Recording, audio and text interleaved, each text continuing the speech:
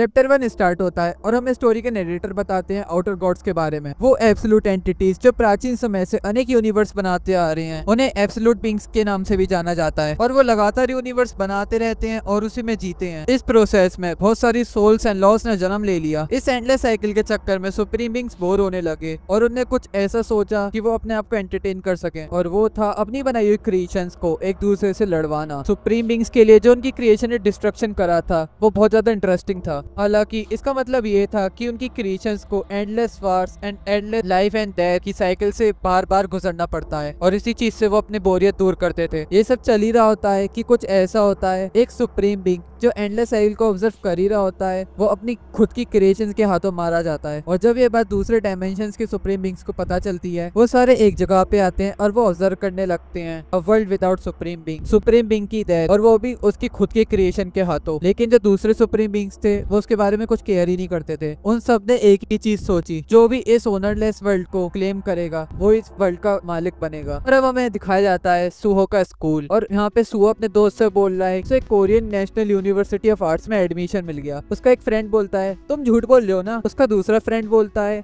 कि तुम झूठ बोल रहे हो, तुम्हारे ऐसा कोई आर्ट यूनिवर्सिटी में जा ही नहीं सकता। सो वो हंस हंस के बोल रहा होता है हा मैं फाइनली सेल से फ्री हो गया। और यहाँ पे लियोन चोल आ जाता है जो सुहो को कांग्रेट्स करता है और वो बोलता है मैंने सुना है कि तुम आर्ट यूनिवर्सिटी में जा रहे हो। वो उसकी आंखों में देखकर बोलता है मुझे नहीं पता था कि तुम इतने टैलेंटेड हो। और वो पूछता है कब से तुम इतने टैलेंटेड हो ड्राइंग में, मुझे इतना नहीं पता था बिल्कुल भी। और सुहो से बोलता है संगचुल तुम यहाँ पे फिर से। अब वो बोलता है मैं संगचुल नहीं हूँ, मैं लियोन चुल हूँ। संग अपना मुंह बनाता है और वो बोलता है ओ अच्छा ठीक है। चुल बोलता है तुम्हारी वजह से मैं हाई स्कूल पे टेक ओवर नहीं कर पाया। सुहो बोलता है हाँ तुम मेरी वजह से यहाँ पे सेफली ग्रेजुएट भी हुई हो, तो उसका एहसान मत भूलना। और यहाँ पे हमें दो लड़की दिखाई जाती हैं जो बोल रही हैं अरे लियोन चुल फिर से कर रहा है। दूसरी लड़की बोलती है बस हम ग्रेजुएट होने वाले हैं, तो बच्चे जैसी हरकतें क्यों कर रहा है। वो क्यों इस लड़की को परेशान कर रहा है जिसने अपने पेरेंट्स खो दिए हैं और वो स्टिल अपनी जिंदगी हंस के जीने की कोशिश कर रहा है। लियोन चुल सुहो पे अटैक करने लगता है, लेकिन सुहो उस अटैक को डॉज कर देता है और उसके मुंह पे किक मारता है और वो बोलता है हमें शांति से रहना चाहिए जब तक हम ग्रेजुएट नहीं होते। लेकिन उस किक का उस पे बिल्कुल भी असर नहीं होता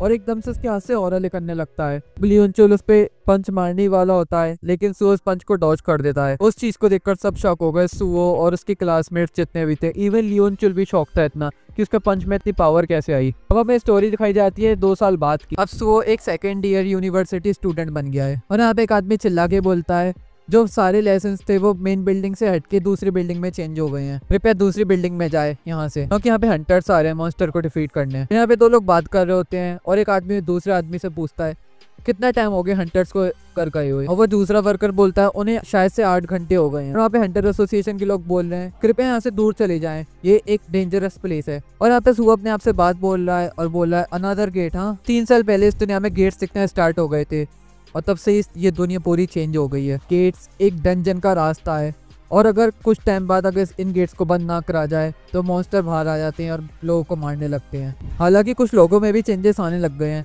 उन्हें भी कुछ ऐसी स्पेशल एबिलिटीज मिलने लग गई हैं जिनसे वो मॉन्स्टर से लड़ सकें। कुछ ऐसे लोग जो अवेकन्ड हो गए हैं और वो माना यूज कर सकते हैं। दुनिया इतनी तेजी से चेंज हो गई कि लोगों को लगा कि एक क्योस हमेशा रहेगा।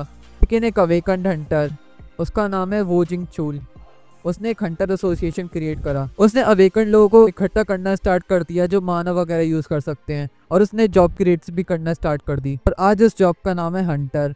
और इसी वजह से क्योस कम होने लगा इस दुनिया में।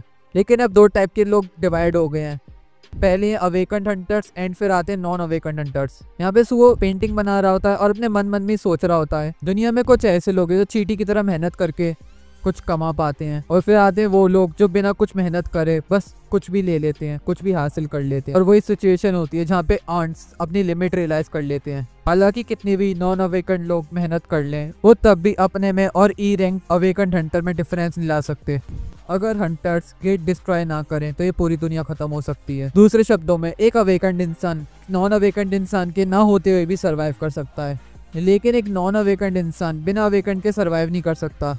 और इसीलिए सारे लोग अवेकन्ड हंटर्स के लिए ग्रेटफुल हैं। और हंटर्स की वजह से ही नॉर्मल इंसान जिसके पास कोई पावर्स नहीं वो पीसफुली रह पाते हैं। लेकिन दूसरी तरफ मुझे एक बेचैनी का एहसास भर देता है। मुझे लगता है कहीं मैं ऐसा ना हो जाऊं जो मैं चाहूं और वो मुझे ना मिल पाए। मेरे लापता पेरेंट और जो मेरा सर्वाइवल है वो भी दूसरों के हाथ में है। और एक वो भी टाइम था जब मुझे लगता था कि मैं इस दुनिया में कुछ भी कर सकता हूँ। जो मेरे पास चीजें थी वो सारी डिसअपियर हो गई हैं। जो मेरे पास था वो मैं खो चुका हूँ और इस खाली एहसास में बस एक बेबस होने का एहसास बढ़ चुका था। मम्मी हमेशा बोलती थी कि मैं अपने पापा को बहुत रिजेंबल करता हूँ। मुझे सोचकर हैरानी होती है मेरे पापा इस सिचुएशन से कैसे निकलते अगर वो मेरी जगह होते तो। यहाँ पे सुओ को उसका टीचर आवाज लगाता है और वो बोलता है तुम आज बहुत अच्छे से फोकस्ड हो, मुझे लग रहा है तुम्हें बहुत मजा आ रहा है ड्राइंग करने में। सुओ रिप्लाई देता है मैं जस्ट वही ड्रॉ कर रहा हूँ जो आज मैं फील कर रहा हूँ। सुओ का टीचर बोलता है ओ ये काइंड ऑफ क्रिएटिव ड्राइंग है, वो भी एक चींटी की।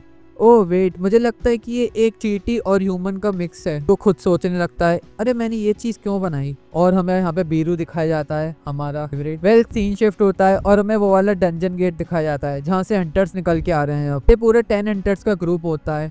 वहाँ पे एक वर्कर होता है और बोलता है वो हंटर किम आपने आज बहुत अच्छा वर्क किया। किम बोलता है मेरी और मेरी टीम ने डंजन तो सक्सेसफुली कंप्लीट कर दिया और मेरे पास एक इन्फॉर्मेशन भी है जो मुझे हंटर एसोसिएशन को बतानी पड़ेगी। हमारी फाइट एक बिल्कुल अलग टाइप के मॉन्स्टर से हुई थी इस बार।